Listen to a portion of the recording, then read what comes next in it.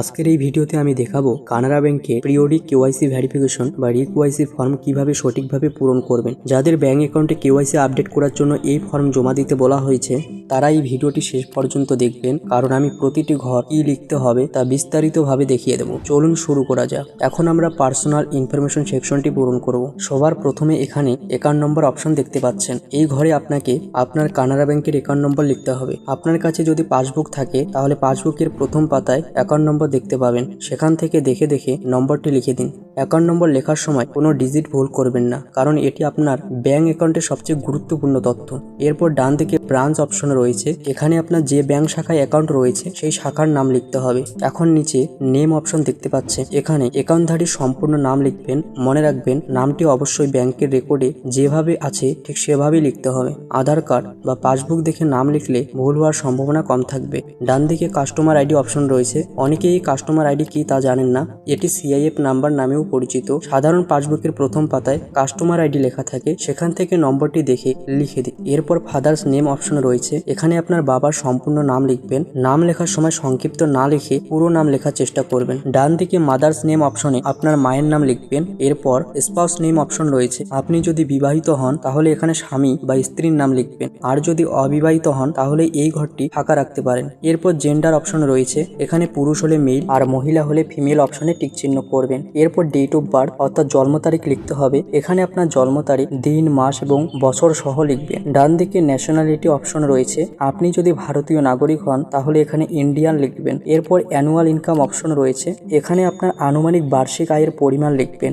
অনেকেই এই অংশটি নিয়ে চিন্তিত হন, তবে আনুমানিক পরিমাণ লিখলেও সাধারণত সমস্যা হয় না। ডান দিকে মোবাইল নম্বর অপশনে আপনার বর্তমান মোবাইল নম্বর লিখবেন। চেষ্টা করবেন ব্যাংকের সঙ্গে যে নাম্বারটি লিঙ্ক করা আছে সেটাই দেওয়ার জন্য। এরপর ইমেল আইডি অপশন রয়েছে, আপনার ইমেল আইডি থাকলে এখানে লিখবেন। যদি ইমেল না থাকে তাহলে অনেক ক্ষেত্রে খালি রাখা যায়, তবে ব্যাংকের নির্দেশনা অনুসরণ করে। ডান দিকে প্রফেশন অকুপেশন অপশন রয়েছে, এখানে আপনার পেশা লিখতে হবে। আপনি যদি চাকরি করেন তাহলে সার্ভিস, ব্যবসা করলে বিজনেস, কৃষিকাজ করলে ফার্মার, ছাত্র হলে স্টুডেন্ট, গৃহিণী হলে হাউসওয়াইফ লিখতে পারেন। এরপর পার্সন উইথ ডিসেবিলিটি অপশন রয়েছে, আপনি যদি প্রতিবন্ধী ব্যক্তি হন তাহলে ইয়েস অপশনে টিক দিন, অন্যথায় নো অপশনে টিক চিহ্ন দিন। এরপর নিচে দুটি গুরুত্বপূর্ণ ঘোষণা দেখতে পাবেন। প্রথম অপশনটি তাদের জন্য যাদের কেওয়াইসি তথ্যে কোনো পরিবর্তন হয়নি। যদি আপনার নাম, ঠিকানা, মোবাইল নম্বর বা অন্য কোনো তথ্য পরিবর্তন না হয়ে থাকে তাহলে প্রথম অপশনে টিক চিহ্ন দিন। দ্বিতীয় অপশনটি তাদের জন্য, যদি শুধু ঠিকানা বদল হয়ে থাকে তাহলে দ্বিতীয় অপশনে টিক দিন। এরপর নিচে কেওয়াইসি ইনফরমেশন সেকশন দেখতে পাবেন, এই অংশটি খুবই গুরুত্বপূর্ণ।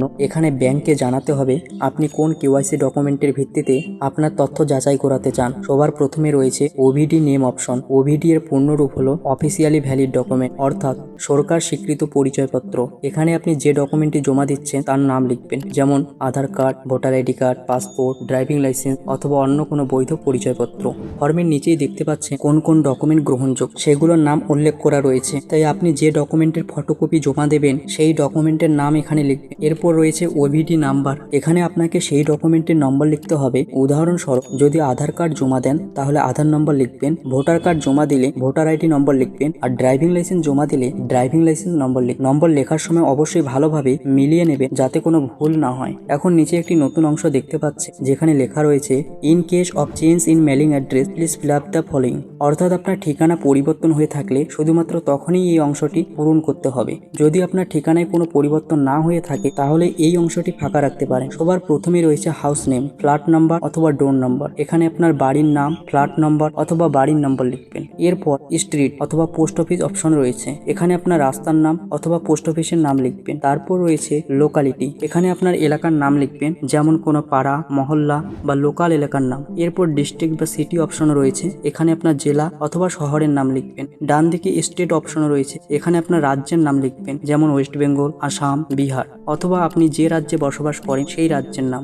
এরপর কান্ট্রি অপশনে ইন্ডিয়া লিখবেন। সবশেষে পিনকোড অপশনে আপনার এলাকার 6 সংখ্যার পিনকোড লিখবেন। মনে রাখবেন যদি আপনি নতুন ঠিকানা লিখে থাকেন তাহলে সেই ঠিকানার প্রমাণপত্র ব্যাংকে জমা দিতে হবে। হতে পারে, তাই ব্যাংকের নির্দেশনা অনুযায়ী প্রয়োজনীয় ডকুমেন্ট সঙ্গে রাখবে। এরপর নিচে একটি ঘোষণাপত্র রয়েছে। এখানে মূলত আপনি ঘোষণা করছেন যে ফর্মে দেওয়া সমস্ত তথ্য আপনার জানা মতে সঠিক এবং সত্য। এরপর ডেট অপশনে ফর্ম পূরণ করার তারিখ লিখবেন। প্লেস অপশনে আপনার এলাকার নাম অথবা যে স্থান থেকে ফর্মটি পূরণ করছে সেই স্থানের নাম লিখবেন। এরপর ডান দিকে সিগনেচার অফ কাস্টমার অপশন দেখতে পাচ্ছেন, এখানে অ্যাকাউন্টধারী নিজে সই করবেন। খেয়াল রাখবেন ব্যাংকের রেকর্ডে যে সিগনেচার রয়েছে যথাসম্ভব সেই একই ধরনের সিগনেচার ব্যবহার করবেন। এখন নিচে for office use at the branch নামে একটি অংশ দেখতে পাচ্ছেন। এই অংশটি গ্রাহকদের জন্য নয়, এই অংশটি শুধুমাত্র ব্যাংকের কর্মকর্তা বা ম্যানেজার পূরণ করবেন, তাই এখানে কোনো কিছু লিখবেন না। একেবারে নিচে অ্যাকনোলেজমেন্ট অংশ রয়েছে, এই অংশটিও ব্যাংকের ব্যবহারের জন্য নির্ধারিত। ফর্ম জমা দেওয়ার পর ব্যাংক কর্তৃপক্ষ প্রয়োজন হলে এই অংশটি পূরণ করবেন, সুতরাং এই অংশটিও আপনাকে পূরণ করতে হবে না। সব তথ্য একবার ভালোভাবে যাচাই করে নিন, বিশেষ করে অ্যাকাউন্ট নম্বর,